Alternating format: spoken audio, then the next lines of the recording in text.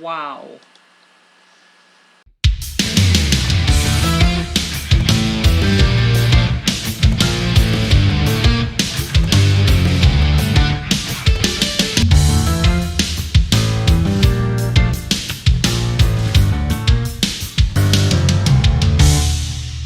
It's better than being a dumb one.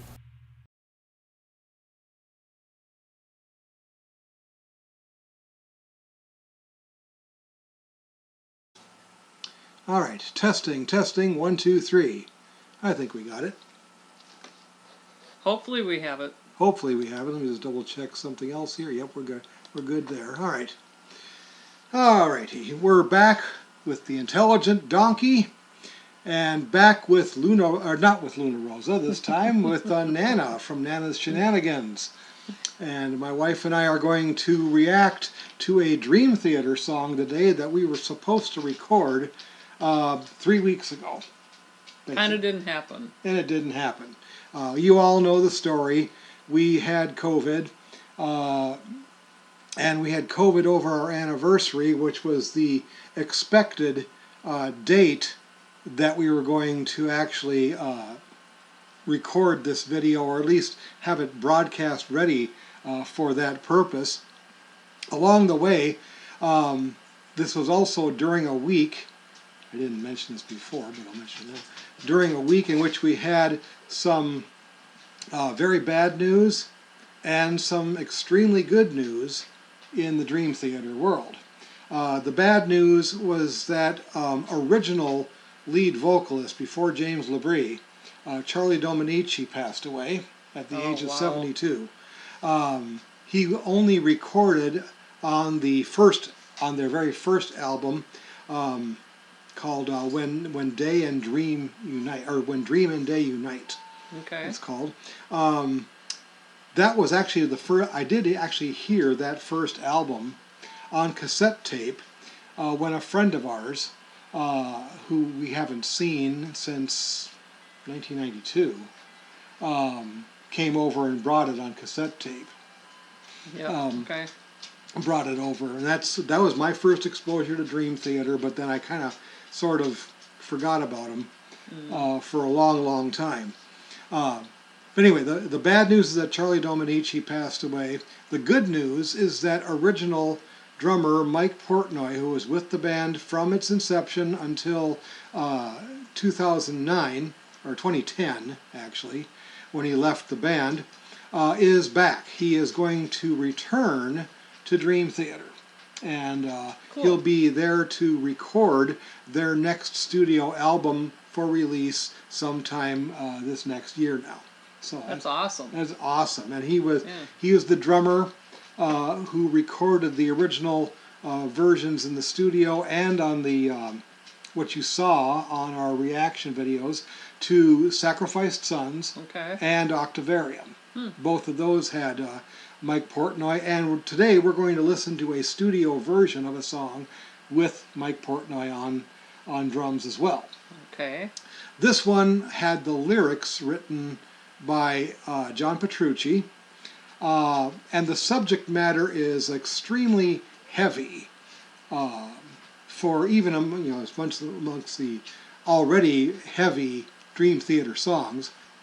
But the music is usually a collaborative effort of the entire band, and that's true of all the songs on the album Train of Thought. That's actually true of most of the songs on most of their albums, in fact. Okay. Only a small number of them here and there were written by just one or two members of the band. Mm-hmm. But Train of Thought is their, to me anyway, second best album. I'll let you know about what I think is their best album some other time. Mm-hmm. But this album was released on November 11th, 2003, and that date is significant because that would have been our 20th wedding. Excuse me. English is hard. The 20th anniversary of our wedding was the day they released that album. And so on our 40th wedding anniversary, which we had to just suffer through it with COVID, Yep. was the 20th anniversary of the release of Train of Thought. We'll pretend that this is our anniversary Well, okay. since even we're though feeling good. we're out by a couple of weeks here. Yeah, Yeah. exactly. Since we're feeling well now. Since we're feeling better anyway. I wouldn't say well. That's exactly. true. We are still recovering. Yep. COVID sucks. Yeah, that's what we said last time. All right, what we're going to do here, there we go. We'll fire up the video call for the song called In the Name of God. It's the final track on Train of Thought. It's a lyric video, but the lyrics are actually pretty easy to understand, even regardless of that. But let's get I this. like when the lyrics are on there, though. But we'll get the lyrics fired up here. Let's also make sure that we have the on screen and ready to go. Oops. Now we'll start it up.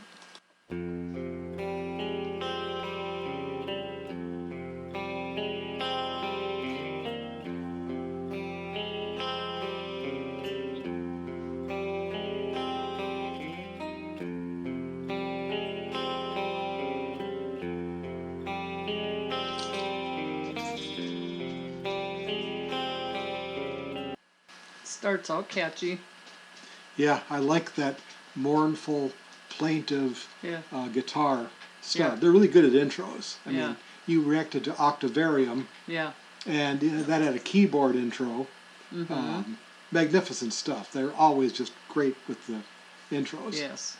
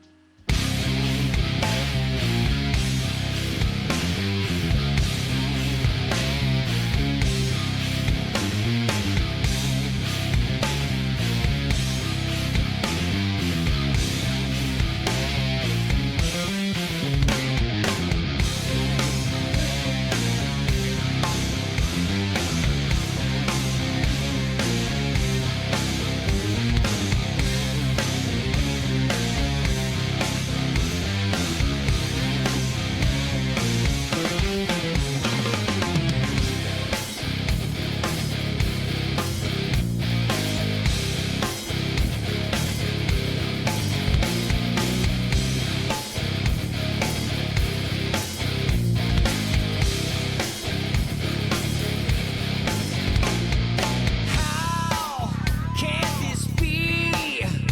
Why is he the chosen one? Saints gone astray with a scepter and a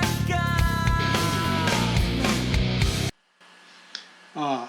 The other note, of course, the heavy subject matter is about several cults are brought up in here, but the Okay. focus is largely on one that happened 10 years prior to the recording of this album, and that's the incident with David Koresh and the cult in Waco, Texas. Okay. So a lot of lyrics center on that. Why is he the chosen one? Okay. And What's the other cult? Is there any other cults?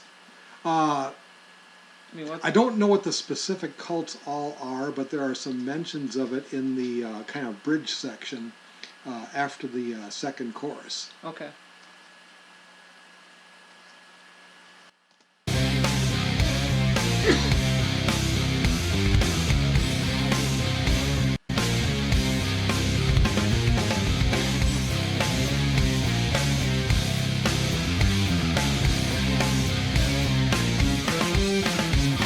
Learn to believe in the mighty and the strong.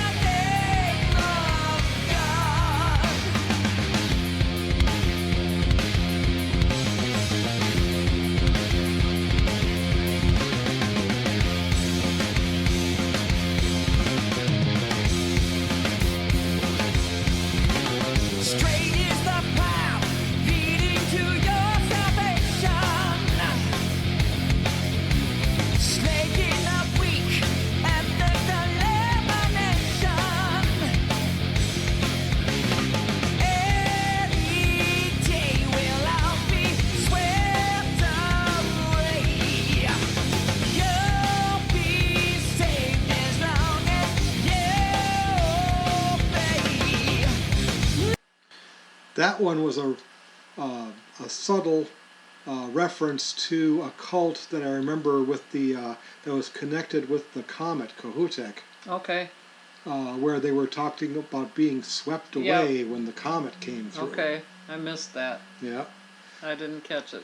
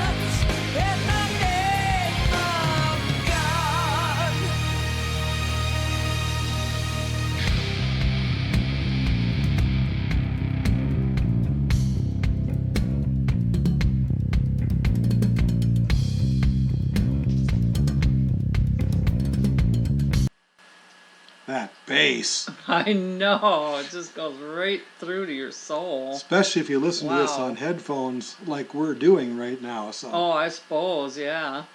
But yeah, Or a you got really a- good stereo of some kind with, you know, Mhm. like really good speakers. If you got a good home theater, crank it. Yeah, there you go.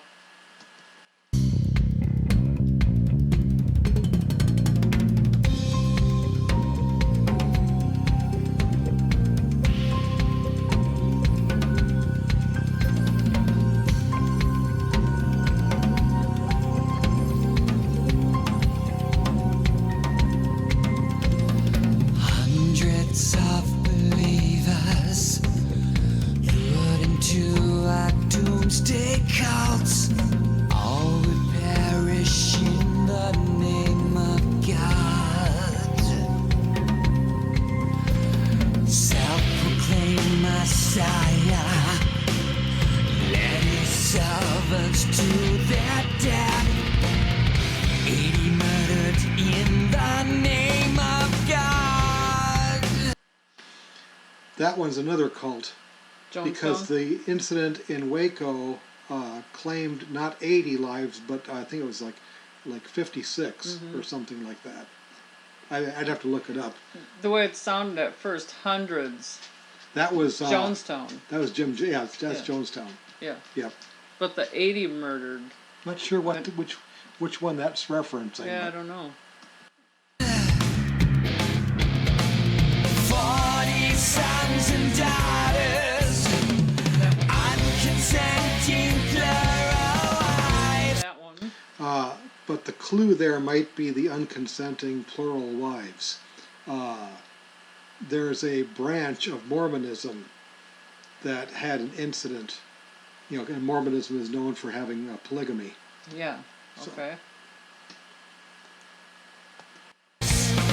Perversions in the name of God. Oh, the crowd religion, turning toward the mainstream light. Blind devotion in the name of God.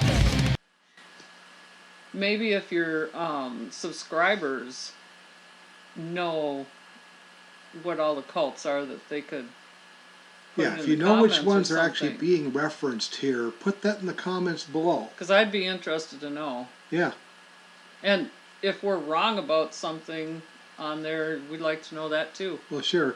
It's obvious, though, that John Petrucci did his homework. Yes, definitely. Another thing, you know, I never hear about stuff like this over in other parts of the world. Is that only a true. thing in the United States? All this Well, cult stuff? remember, Jonestown, of course, was not in the United States, even though he Yeah, was but they were American. American. It started over here. Yes, yeah, that's true. And they went there because they knew they could be isolated Right. and alone. A lot of them, unfortunately, are in the United States primarily because of our freedom of a religion. That's Our true. freedom of religion can lead to the formation of that happening to a greater degree than in other parts of the world. It's pretty scary. Yeah, it is.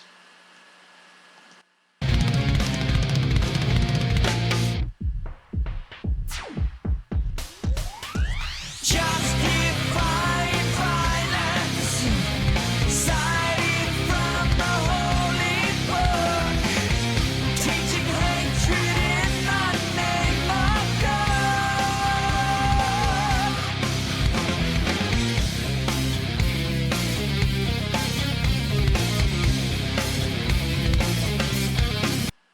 I'm really glad they didn't do pictures and videos to go along with, Well, yeah. you know, whoever- like they could have had, I don't know, scary things with that hatred of God. Oh, yes. You know, like we have this pretty scenery to watch. Yes. You know, it would have been really, really deep if they'd have gone with something else. Right, or actual pictures of the cult Yes. members and Yes, things like and that. things yeah. that happened. Yeah, it would get even heavier. Mm-hmm. Yeah. Definitely.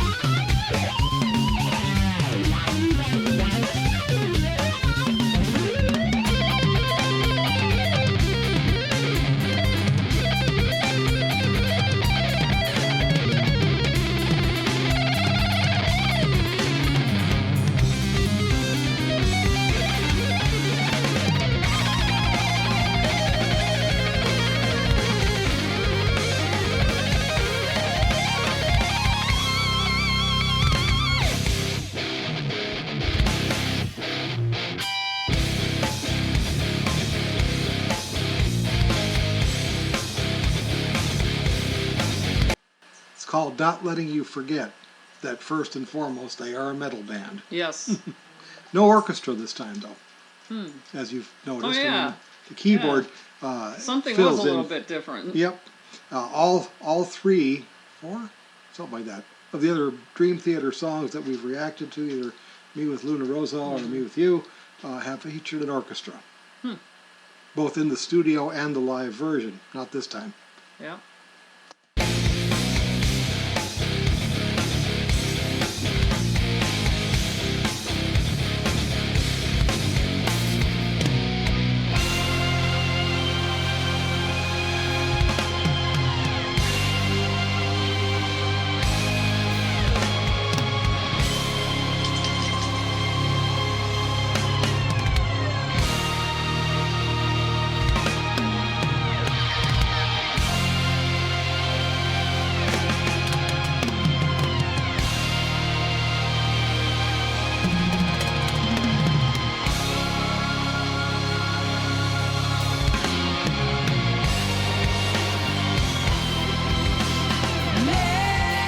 Listen, what my prophet speaks to you, killing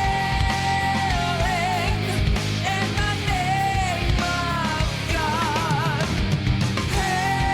Passion, twisting faith into violence in the name of God.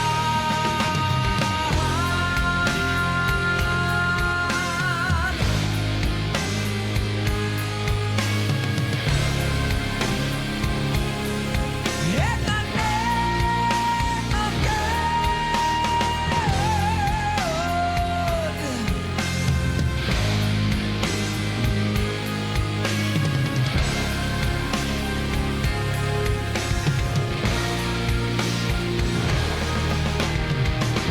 Religious beliefs, fanatic obsession. Does following faith lead us to violence? Unyielding crusade to find revelation. Does following faith lead us to violence?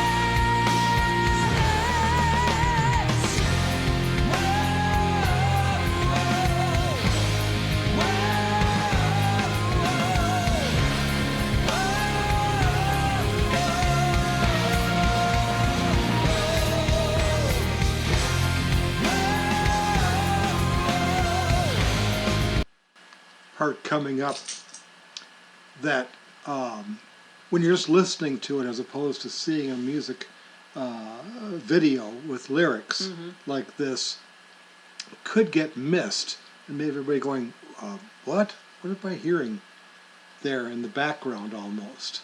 You'll see what I'm Okay. talking about in a minute here. All Actually, right. far less than a minute. Okay.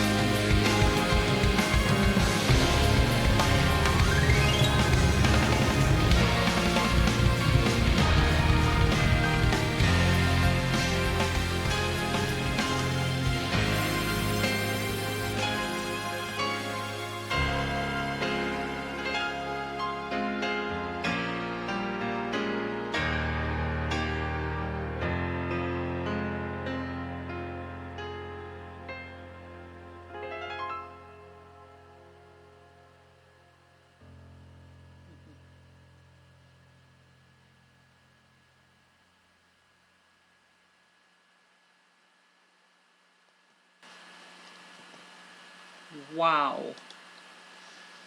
That's the best way to describe it. And you know, if you wouldn't have told me about that, I might have missed it even with the words. I might have went, wait, Yeah. there's words on the screen, but 'cause Right. it was so They deliberately quiet. buried it, but what's neat is that if you really pay If attention you to pay it, attention, they you can are singing understand the it. actual melody, Yep. and it just goes along with the minor key version then of "In the Name of God" Yeah. as they close it out. That was neat. That was a neat thing to do. Wow! It opens with the guitar that you liked so much. It ends with Jordan Rudess's beautiful piano playing Yeah. there at the end. Yep. And the story that I've heard, I don't know how true it is exactly, was that last single note that he plays like that, he played with his nose. And he did that in concert then too, I guess. Try to picture that. Try to picture that. The neat thing too about the last note was that last note then is heard at the very beginning of their next album, Wow. Octavarium. In fact, they did the same kind of thing with at the end of Well, let's go back. They did the same thing at the end of the album 6 Degrees of Inner Turbulence. The last note of that album is the first note of Train of Thought. Then this led to Octavarium, and then at the end of Octavarium, that note right there begins their next album, Systematic Chaos, and so on. They just strung them all That's together neat. That's like really that. neat. And all with some note that is usually Jordan on the piano Okay. doing something like that. So it's just Wow. great stuff. We got all sorts of other Dream Theater that we're going to react to in the future here. One of the things has to do with Mike Portnoy, who has Okay. returned to the band. That part of this whole stringing together of albums too is that he wrote a piece of music in 12 parts. Now, as usual, it's his lyrics. The rest of the band actually contributed the music. Okay. But he wrote a 12-part piece of music in response to what he was going through in the early 2000s with the 12-step program, and it's called, in fact, the 12-step suite. Wow. Yeah, he wrote songs about it that appear on 6 Degrees of Inner Turbulence, Train of Thought, which we just listened to, not the song we just listened to, but one of the other songs on the album, Octavarium, Systematic Chaos, and I think it ends in Black Clouds and Silver Linings Okay. from 2009. Wow. So he spent the whole early 2000s writing about his experience with becoming clean and sober, as he is now, and he's back with the band, and this is going to be great. This really is. I mean, I have nothing against Mike Mangini, but and neither does anybody else. And Mike Mangini does not have a problem with Mike Portnoy's return either. It's always neat when originals. Yeah, Go when they back. get the originals back, Yeah. that except for obviously, unfortunately, Charlie Dominici, Yeah. they would now have so it's not just Charlie Dominici either, because Jordan Rudess is not their original keyboard player. Okay. But the other ones just left under better circumstances or whatever. So any which way, we hope you liked this as much as obviously Nana did here. She Yeah. liked it. Even though it's heavy. Made and, me sad though. Yeah, it's a sad song. It's a heavy song. It really doesn't have anything to do with our anniversary outside of the fact that the album Yeah. happened to have been released on November 11th. But it is a good thing that they wrote it and sang it, Yeah, whatever, because, it's like, look what's happened. Let's not do it again. yeah. It's a cautionary tale. It's a word of warning Yeah. about how religious fanaticism It's dangerous. it can be dangerous and lead to violence, as he says Exactly. repeatedly Exactly. in the song. Yeah. So if you liked it too, would you please click the like button for us? Subscribe to the channel, please, if you haven't done that already. Share this video with your friends on social media, and comment below. Add your 2 cents worth to what we have done. 3 cents? Okay. I said 2. Oh, 2. I Okay. put 2. See? 2. Yeah. Of course, under Bidenomics, that's probably going to be more like about 5. Probably. But we do like to hear from you, so please do add your comments to this video. And in other words, don't be a donkey of limited intelligence. Instead, Be an intelligent donkey. and we'll see you in the next one. Bye.